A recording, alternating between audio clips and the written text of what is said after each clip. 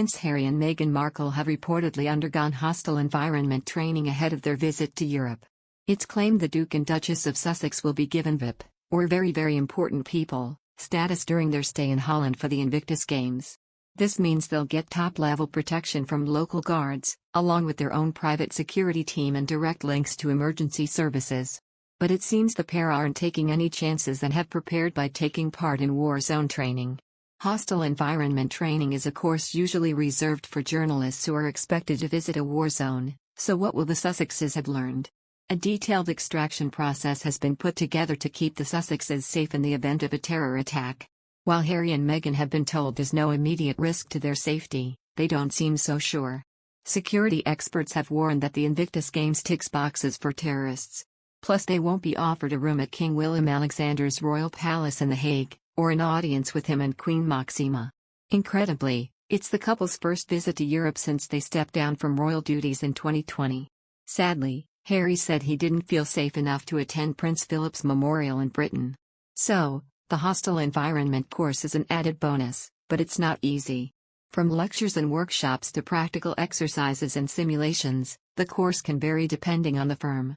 But in a nutshell, they'll help you to prepare for potential danger, identify threats, reduce risk and be more aware of what's around you. This preparation can be pretty intense. There's ballistic awareness, that's weapons to you and I, and public disorder, plus teachings on how to avoid being kidnapped and even basic life support.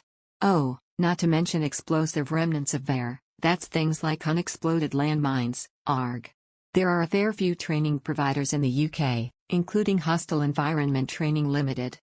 The Hampshire-based firm runs 4 different courses which cost from about £300 to over £1,000. With these skills under their belts, let's hope the Sussexes feel much better about jetting across the pond. In other news, the Duke of Sussex will publish his memoirs, said to be intimate and heartfelt, with Penguin Random House. The tell-all memoir has caused fear in royal aides, who think Harry will make several damaging claims about his time as a royal. However, a royal source said Harry will not mention Prince Andrew out of respect for Beatrice and Eugenie. They said there is also an increasing confidence that Prince Andrew and his former wife will be left alone. The source added, Harry and Meghan are thought to be very conscious of the impact the Epstein scandal has had on Beatrice and Eugenie. They won't want to add to the pile-on. Meghan is also very fond of Sarah, the Duchess of York, who she feels has had a not too dissimilar journey. They're not expected to bear the brunt of Harry's anger and frustration with the royal establishment. Speaking to Dan Wootton for the Daily Mail, the source added the fear factor around Harry's book is off the scale. They added, of course, the households publicly say they are not interested and have no plans to comment on any royal book because so many are published, but there's never been a situation quite like this. Even when the Princess of Wales cooperated with Andrew Morton, she had the veneer of deniability. These are Harry's own words.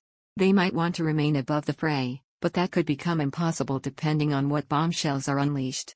Clarence House and Kensington Palace now accept their principals will be in the firing line. There is an expectation that the Queen and Prince Philip will be lovingly praised. In August 2021, Virginia Giuffre sued Andrew in the Federal District Court for the Southern District of New York, accusing him of sexual assault and intentional infliction of emotional distress. The Duke of York denied the allegations, and on October 29, 2021, Andrew's lawyers filed a response, stating their client unequivocally denies Ms. Giuffre's false allegations. In February, the case was settled out of court, with Andrew making a donation to Ms. Giuffre's charity for victims of abuse, but was keen to stress the settlement was not an admission of guilt. Criminal proceedings in the U.S. over Ms. Giuffre's claims are still possible.